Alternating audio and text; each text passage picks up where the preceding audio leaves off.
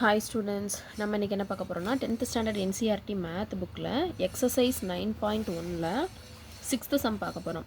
A 1.5 metre tall boy is standing at some distance from 30 metre long building. அதாவது என்ன பண்ண போகிறோம்னா diagram picture போட்டோம்னா தான் நமக்கு வந்து இதை ப்ரொசீட் பண்ணவே முடியும். ஒரு 30 மீட்டர் லாங் பில்டிங் இருக்கான். இதோட டோட்டல் லென்த் எவ்வளவா? 30 மீட்டர் டோட்டல் லென்த்து. இந்த 30 மீட்டர் லாங் பில்டிங்கில் 1.5 metre tall boy standing at some distance. அதாவது இங்கே எங்கேயோ நிற்கிறான் அந்த பையன். அதாவது எத்தனை அந்த பையனோட ஹைட் என்னவா தான் இருக்குது. இங்கே வந்து அந்த பையன் வந்து 1.5 மீட்டர் இங்கே தான் நிற்கிறான் நம்ம வச்சுக்குவோம். சரியா?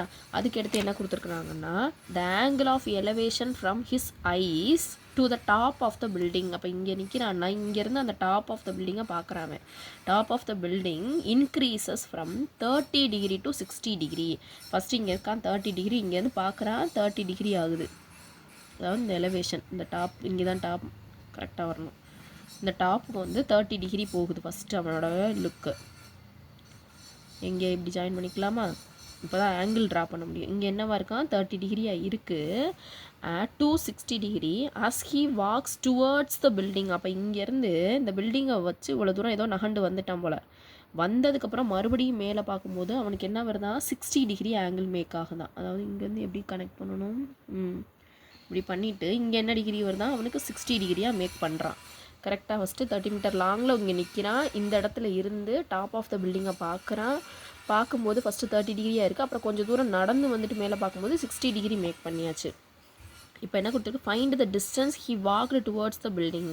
இந்த டிஸ்டன்ஸ் இருக்கு இல்லையா, இந்த டிஸ்டன்ஸை கண்டுபிடிங்கன்னு சொல்லியிருக்கிறாங்க. அவ்வளோதான். சரியா? இப்போ வந்து என்ன பண்ண போகிறோன்னா ஃபஸ்ட் நேம் கொடுத்துக்கலாமா? ஏ, இதுக்கு வந்து ஒரு பின்னு வச்சுக்கலாம்.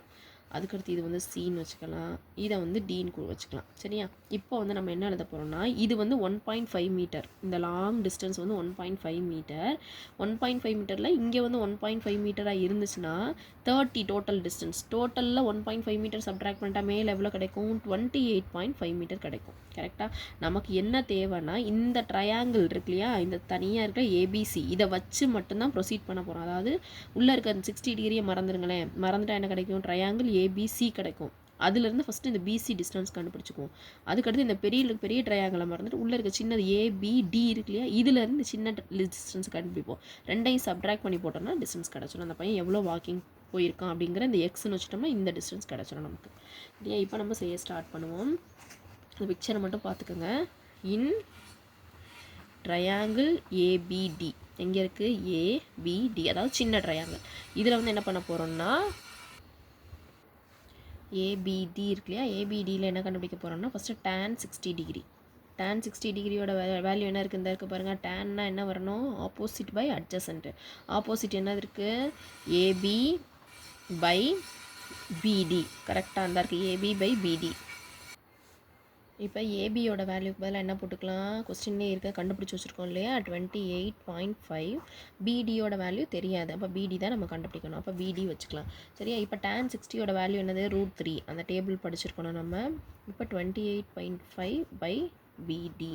அப்போ பிடியோட வேல்யூ என்ன இருக்கணும்? BD is equal to 28.5 divided by √3. இப்போ √3 ரிமூவ் பண்ணணும். அப்போ √3 பை √3ஆல் மல்டிப்ளை அண்ட் டிவைடட் பை பண்ணியிருக்கோம். இப்போ √3 இன்ட்டு √3யோட வேல்யூ என்ன வரும்? பை 3. இங்கே ஒரு √3. சரியா? இப்போ அதை கேன்சல் பண்ணோம்னா என்ன கிடைக்கும் பாருங்களேன். 1 3 is 3, 9 3s are 27, remaining 1 5 3s are 15. அப்போ ஆன்சர் வந்து என்ன கிடச்சிருச்சு? 9.5 √3 மீட்டர்.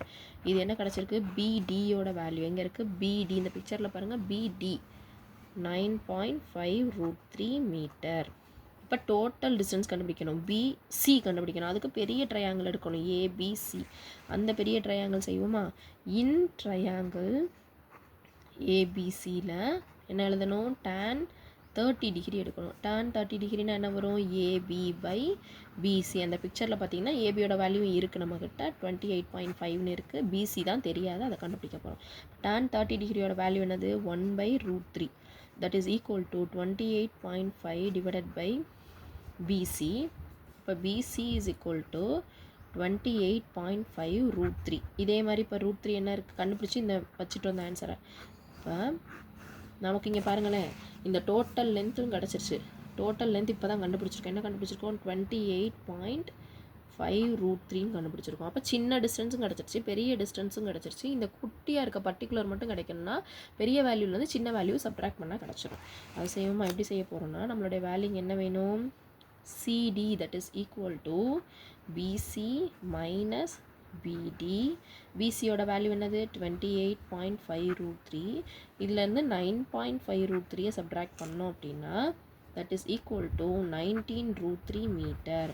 இப்போ என்ன கிடைக்கும்? The boy walks 19 √3 metre. அவ்வளோதான் சம்.